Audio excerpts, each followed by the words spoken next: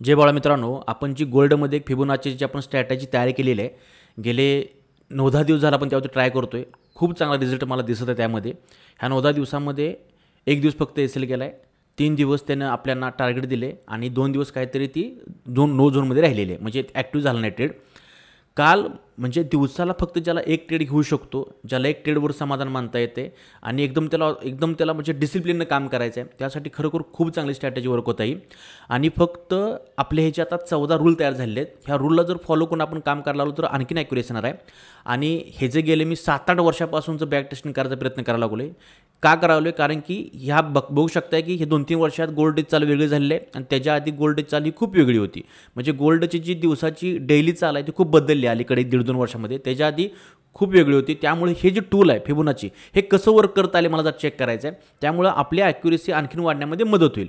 आणि आपल्याला फक्त एकच ट्रेड घ्यायचा आहे. जबरदस्त हे वर्क होणार आहे, मला खात्री आहे याची.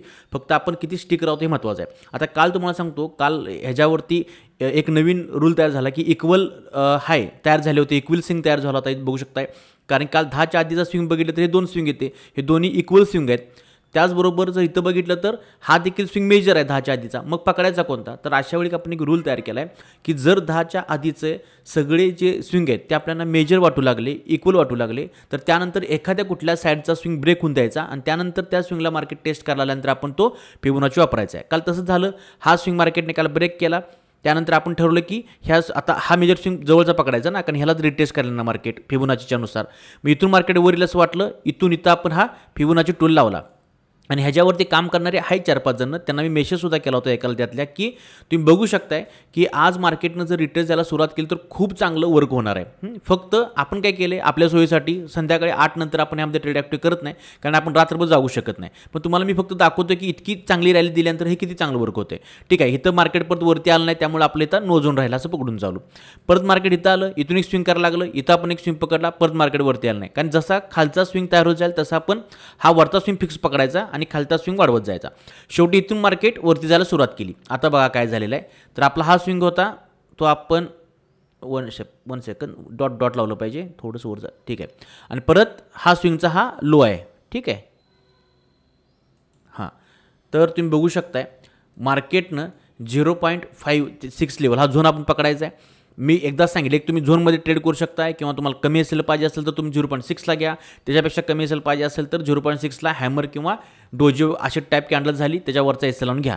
मात्र जर प्रॉपर एकच घ्यायचं असेल तर 0.5 पासून 0.6 पण घेतलं पाहिजे. झोनमध्ये एस एल ह्याच्यावरचा असणार आहे. कारण एक ट्रेड पुन्हा ते सांगतोय, एक ट्रेड असल्यामुळे आपल्याला ते आपण रिस्क घेऊ शकते.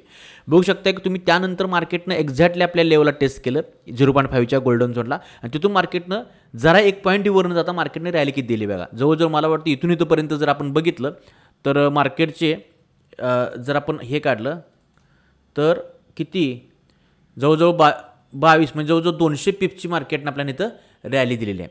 तेच आहे, चांगला रिझल्ट आहे. फक्त ह्याच्यावरती फर्म राहून आणि थोडेफार रूल तयार होतील, नाही तर बऱ्यापैकी हे सेटअप तयार झालं असं मला वाटते. ते झाल्यानंतर परिपूर्ण होईल. फक्त ह्याच्यावरती फोकस राहून काम करणं गरजेचं आहे.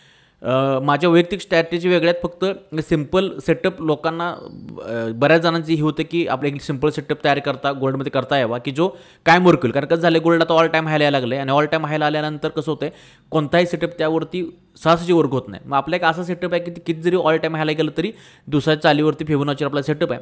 चांगला रिझल्ट दिसतोय. बघूया अजून काय होते ते. थँक्यू, धन्यवाद. जय बाळामा.